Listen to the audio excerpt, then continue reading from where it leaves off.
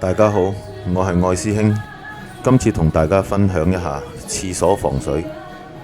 今次係介紹香港最常用嘅防水塗料西卡107防水，學名叫做聚氨酯防水塗料，屬於一種油性防水，特點係有高耐候性、黏結力強，非常適合香港潮濕多變嘅天氣。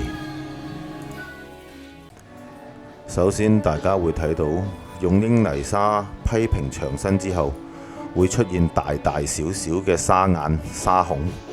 如果唔做防水嘅話，呢啲就係滲水嘅源頭。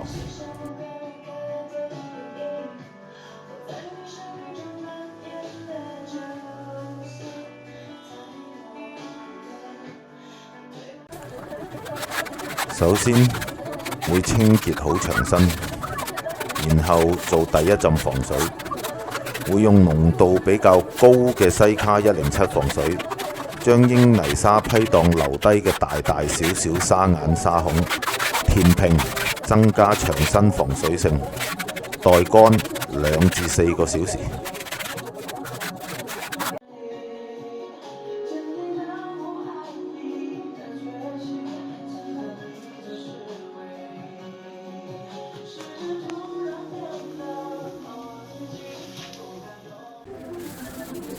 第二浸稀釋西卡107防水，將已經填平嘅表面用油掃2次修補細孔，再次強化防水性能，待乾1至3個小時。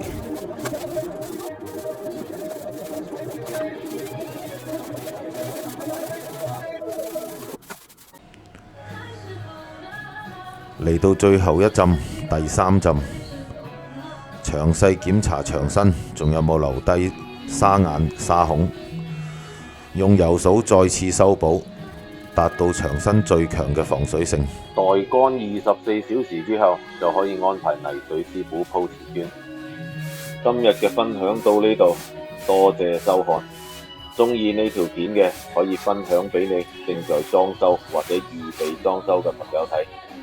督促幫你做嘢嘅師傅一定要做好防水，避免將來住落滲水所帶嚟嘅麻煩，因為真係好 Q 麻煩。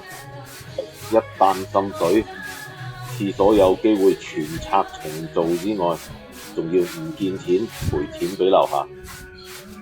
大家有啲乜嘢關於裝修上面嘅嘢想知想問，可以喺留言講低，我會盡力一一答覆。最後就係麻煩大家跟住個次序喺下邊用隻手指撳撳撳，我會繼續努力分享室內裝修嘅小知識。多謝大家。